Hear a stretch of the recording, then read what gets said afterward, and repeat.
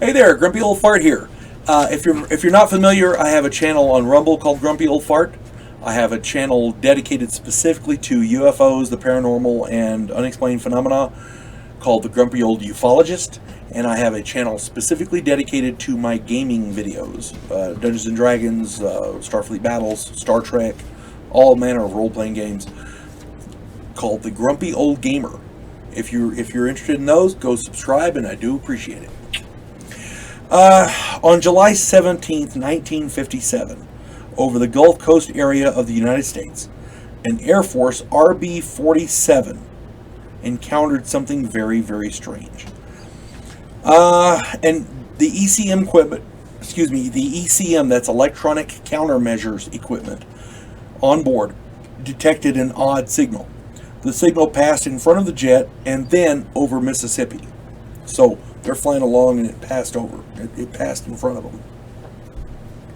A few minutes later, at 4:10 a.m., an intense blue light was bearing down on the aircraft. The pilot and co-pilot were shaken. Then the object changed course in the blink of an eye and disappeared. The jet picked up a strong signal at the 2 o'clock position where the object had vanished. So, okay, you have to understand, back in 1957, this RB-47 was top of the line. It was state of the art. This was an electronic warfare aircraft. Now we have AWACS. Back then, this is what they had. This thing, the people who flew this were top of the line. They didn't put anybody on there that they couldn't trust. They had to be able to trust them 100%. If they were infantry, they'd be Green Berets.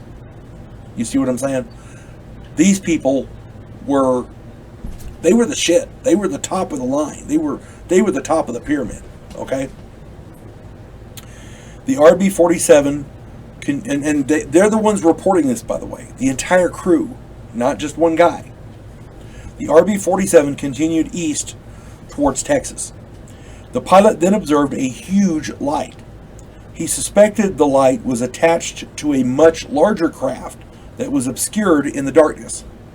The ECM gear on the plane noted the presence of another UFO near the first one. The pilot turned the RB-47 and accelerated towards them. The first UFO shot away, but was tracked by the Air Force ground radar station at Duncanville, Texas. The second UFO disappeared shortly afterwards. At 4:50 a.m., ground radar showed the remaining UFO abruptly stopping as the RB-47 passed underneath it. A few seconds later, that UFO was gone. This case is extraordinary. It's absolutely extraordinary because the encounter lasted approximately 90 minutes. Normally, when you have a UFO encounter, you have, oh look, I saw something. There was a light in the sky over there. I saw this thing and I don't know what it was. Okay. Here you have some of the most trustworthy people on the planet. Simply by virtue of them being there, they have to be trustworthy. You have a crew. I want to say there was like 9 people on board. 6 people on board. The entire crew saw this. This isn't one guy with an anomalous reading who makes a mistake. One guy you could question. All 6 of them, yeah, there's something wrong there. Something's going on. Some of these are some of the most reliable witnesses on the planet. RB-47 was a top secret aircraft with some of the most technologically advanced equipment in the world. The crew was literally the best of the best of the best. For these men to report an encounter like this is telling, to say the least. The men on this aircraft were literally above reproach. I cannot say that enough. And this specific case, because of the classified nature of the aircraft, this was classified. Nobody knew about this for decades. When it finally did come out, it rattled a lot of cages, let me tell you. And for these guys to report this, all 6 of them on an RB-47 from 1957, that says something. They obviously saw something. they've got corroboration from ground radar. They've got their own ECM equipment, which recorded the encounter.